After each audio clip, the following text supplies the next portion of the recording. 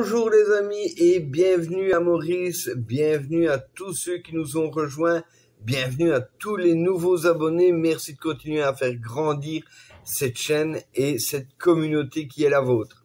Aujourd'hui, je vais vous partager tout ce qu'il faut savoir pour s'installer à Maurice. Et je ne parle pas de théorie, mais de mon expérience personnelle et de conseils concrets pour celles et ceux qui veulent préparer leur expatriation. Toute première chose, les visas et démarches d'installation. Dans mon cas, j'ai obtenu mon permis de résidence en tant qu'époux d'une Mauricienne. La procédure a été assez fluide car les officiers de l'immigration qui se sont occupés de moi m'ont bien orienté sur les différents documents requis. Les plus gros documents que j'ai eu besoin d'avoir, c'était mon acte de naissance, apostillé et le certificat de bonne vie et mœurs, afin de prouver justement que j'étais pas un bandit de grand chemin. Donc, si vous me connaissez un tantinet, vous savez que c'est pas le cas, mais bon, eux, ils me connaissent pas. Enfin, ils ne me connaissaient pas à l'époque. Ce sont des pièces incontournables pour vérifier, bien évidemment, votre identité, votre passé judiciaire de votre pays d'origine. L'administration mauricienne est sérieuse, les procédures prennent du temps, comme dans toutes les administrations, mais on est toujours bien reçu par les officiers, il n'y a pas de souci là-dessus. Si vous avez à faire des démarches un petit peu plus complexes, comme par exemple un visa investisseur, que ce soit auprès d'une entreprise, et donc vous voulez investir dans une entreprise ou investir éventuellement dans de l'immobilier ou faire une démarche en tant que self-employed ou en tant que créateur d'entreprise, personnellement, moi je vous recommanderais de passer par un intermédiaire, par un prestataire, afin de pouvoir vous éviter tout stress inutile. Par exemple, passer par la Perle des Mascareignes, que vous connaissez peut-être très certainement, puisque j'en ai déjà parlé, et qui fait justement ce genre de démarche. Je vous mettrai dans la description le lien d'un des témoignages d'une de leurs clientes. Trouver un logement, puisque c'est bien de venir ici à Maurice, avoir son visa, mais si on dort sur le sable, ça va pas le faire pendant un certain temps. Donc, le logement, il y a deux grosses étapes qu'il faut bien choisir, c'est savoir comment vous voulez vivre. Donc, si vous voulez vivre plutôt comme un Mauricien, donc dans une maison tout à fait confortable, salubre et tout, sans problème, je parle pas de la case en tôle comme il y a 50 ans, je parle d'une maison tout à fait correcte, propre, sérieuse, confortable, avec des chambres, salle de bain, toilettes, peu importe. Vous pouvez en trouver pour entre 15 et 20 000 roupies, donc ça fait à peu près entre 3 et 400 euros.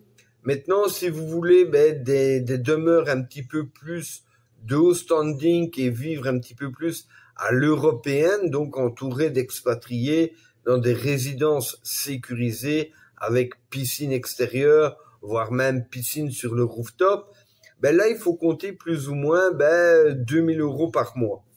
Donc, ça fait quand même un petit peu cher pour moi. Mais bon, chacun choisit la vie qu'il veut. Mon conseil, c'est d'abord venir sur place en prenant un petit logement pendant 15 jours à un mois maximum.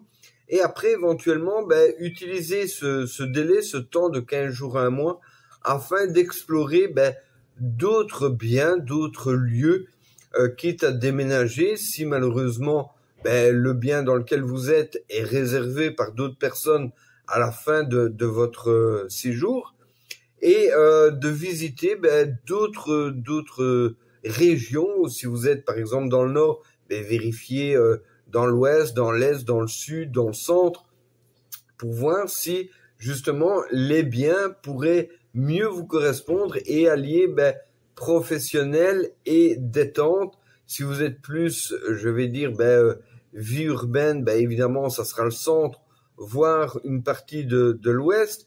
Si vous êtes plus, je vais dire, activité, ça sera le sud-ouest, tout près de Flic-en-Flac, ou le nord, tout près de Grand-B. Maintenant, si vous êtes un petit peu plus rural, l'est ou le sud sera plus préférable pour vous. De toute façon, vous avez plein d'annonces, que ce soit de particuliers ou d'agences, sur Google, et vous pourrez retrouver également des annonces dans différents groupes sur Facebook pour pouvoir avoir le bien qui vous correspond le mieux. Au niveau des couvertures santé, donc il y a deux options là aussi, c'est les mutuelles locales. Il y a plusieurs enseignes, hein. Moi, ce que je recommande, c'est Swan, qui est très sérieuse, très pro, très efficace, un poil plus cher que ses compatriotes locales, mais sincèrement, quand on a besoin d'elle, elle est là. Et la deuxième option, c'est les assurances internationales spécialisées pour tout ce qui est expatrié, qui est encore plus cher, mais qui peut être un avantage pour ceux qui veulent, par exemple, le cas où il y aurait besoin d'une opération, aller se faire opérer dans un pays tierce sans avoir de surcoût. De toute façon, dans un cas comme dans l'autre, je recommande toujours de prendre la formule in et outpatient. Donc le inpatient, c'est en cas d'hospitalisation, donc de séjour hospitalier, et le outpatient, c'est tout ce qui est frais ambulatoires, donc dentiste, opticien, consultation de médecin, pharmacie, etc. Donc comme ça, vous pouvez avoir une couverture maximale, quel que soit le type de besoin que vous avez au niveau de la couverture santé. Les hôpitaux, donc il y a les hôpitaux publics et les cliniques privées. Les hôpitaux publics sont gratuits dans la majeure partie des cas, mais sont souvent surchargés. Les cliniques privées, à contrario, elles sont mieux équipées et prennent plus le temps d'être à votre écoute et donc d'être peut-être parfois plus efficientes dans la pose d'un diagnostic. L'intégration culturelle. Donc, Maurice est une société multiculturelle. Il y a des Chinois, des Hindous, des chrétiens, des musulmans. Donc, on trouve un petit peu tout type de mentalité, mais reste une société très chaleureuse où les gens sont abordables, souriants, disponibles. Et on peut tout à fait, comme dans les villages en Belgique, il y a 30 ou 40 ans, avoir justement cette proximité avec les gens. On connaît son voisin, enfin on connaît ses voisins, on se dit bonjour l'un l'autre, on peut se rendre service, etc. T'aurais du sel? Oui, merci, tiens, voilà du sucre. Il n'y a pas de souci. On se fait un petit coucou quand on se voit. Il n'y a pas de problème avec ça. Chose qu'on ne peut pas retrouver, je vais dire, en Europe à l'heure actuelle. Et c'est ça que je trouve dommage. D'avoir ce genre de différence alors que ça devrait être partout pareil à travers le monde. Mais bon, bref. Mon petit conseil, c'est d'apprendre quelques mots de créole pour pouvoir mieux vous intégrer, je vais dire, dans la faune locale et commencer encore mieux à pouvoir échanger avec justement les locaux, les indigènes, si je puis dire, sans être péjoratif. Puisqu'il est très bien vu de la part des Mauriciens ou Mauriciennes d'entendre un étranger faire l'effort de parler le mauricien, le créole. Imaginez-vous, comme un étranger viendrait en Belgique ou en France, tenter, même avec des fautes de grammaire, de conjugaison, de ce que vous voulez, de prononciation, tenter de parler le français afin de pouvoir échanger et mieux s'intégrer. Maintenant, si vous voulez absolument rester enfermé dans une bulle d'expatriés, encore une fois, c'est votre choix, je ne juge pas, chacun mène la vie qu'il veut.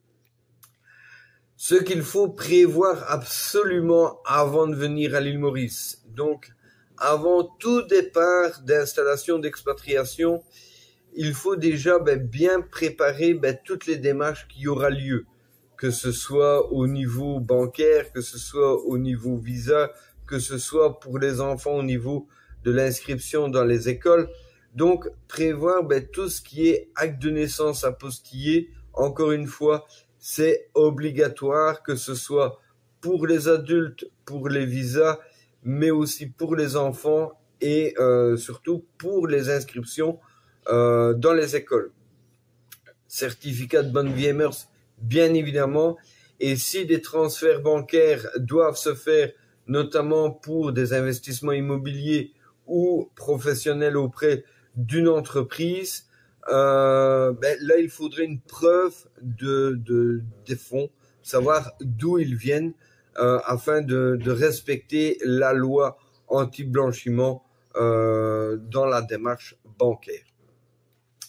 S'installer à Maurice, ça se prépare, mais c'est tout à fait accessible quand on a les bonnes infos. Donc, essayez de penser à bien vous entourer avant de venir ici à l'île Maurice, d'avoir les bons conseils pour pouvoir justement gagner en sérénité, en temps et peut-être même en argent.